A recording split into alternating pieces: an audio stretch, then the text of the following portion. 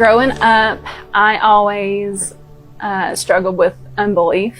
I went to church on and off whenever I was a kid, and even continued on into my teenage years. And it was always just a really big struggle for me, and I was always too embarrassed to ask anybody for help or guidance or ask questions, because I didn't want to feel further isolated from everybody than I already made myself feel.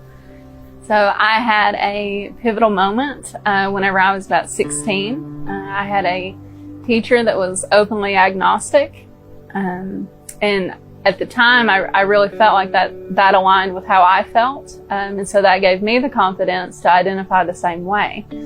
So, from then on, through my late teen years and my early adulthood, I identified that way. Fast forward to my adult life, I went to college, I got a good job, I bought a brand new house, bought a brand new car. I was completely racking up on worldly things that I thought would make me happy. And on the outside looking in, I had made it. I was there, I had arrived, and I had the most overwhelming sense of emptiness on the inside. And I knew that I had to do something about it, because I struggled with anxiety, I struggled with depression, and I struggled with the thoughts that come along with anxiety and depression. And I had a friend who recommended that I start going to church, and I thought that he was crazy, but he was also very persistent.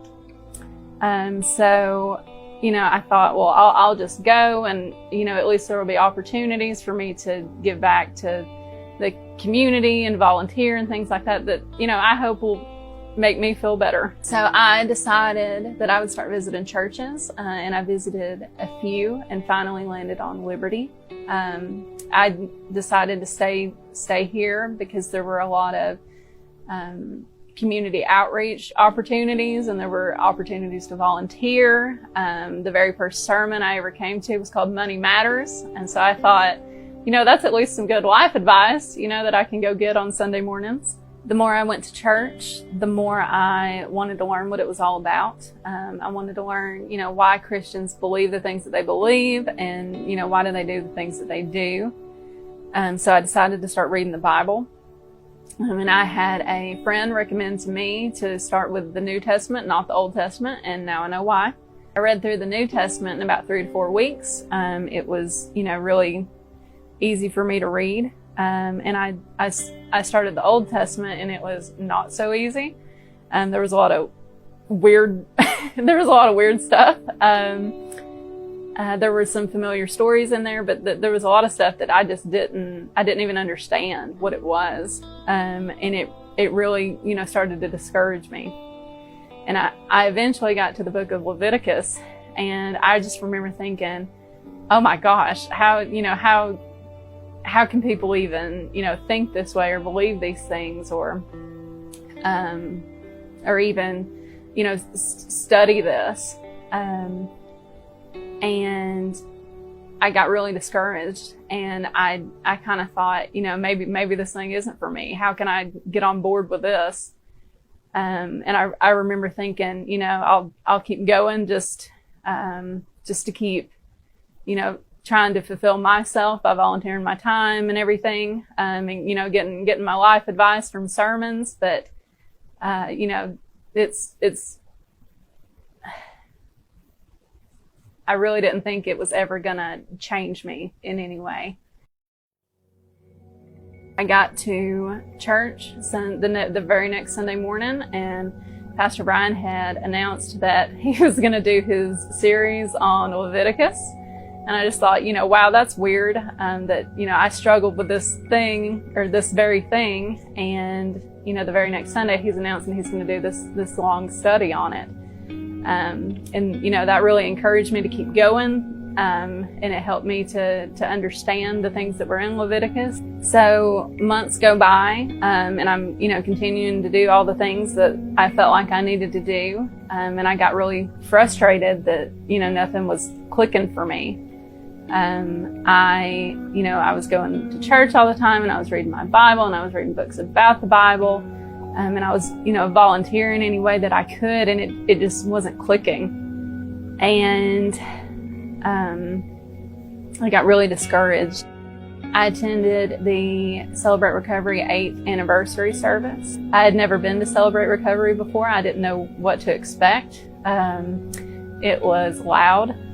It was crowded. And so I sat in the very back, and during one of the songs, I started to scan the room, and I saw a man. He was, sitting there. He was tapping his foot. He was mouthing the words to the songs. He had a program in his hand, and I realized that it was my teacher from when I was 16 years old that had, impacted my life so negatively spiritually.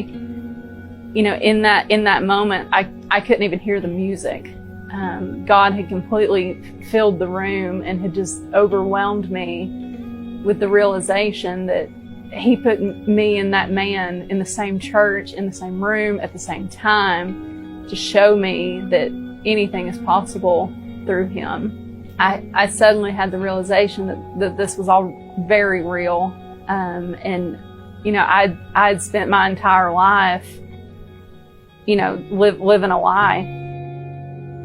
My entire world felt like it was flipped upside down. Everything that I had believed my entire life was not true. And I felt like I was in the Matrix. I felt like I was holding a snow globe and watching the snow fall down on my old life. It was completely shaken.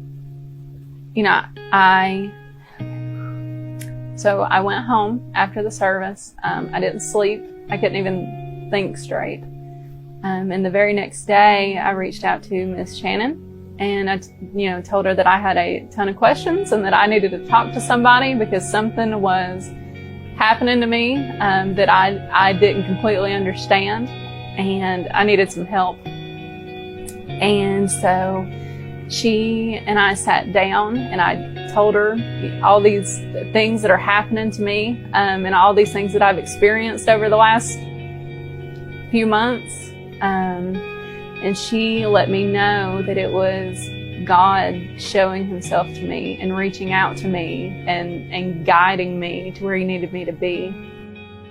But she helped me pray, and I got saved. But I had already made a decision about how I wanted to live my life from then on out.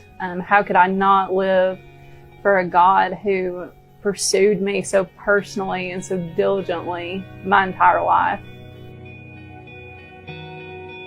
So now God has made it abundantly clear to me that my spiritual gift is service. And it's, the very thing that I'd used in the beginning to try and fill, the void that I had and fulfill myself. And now I get to use it to bring glory to him and be fulfilled by him that way.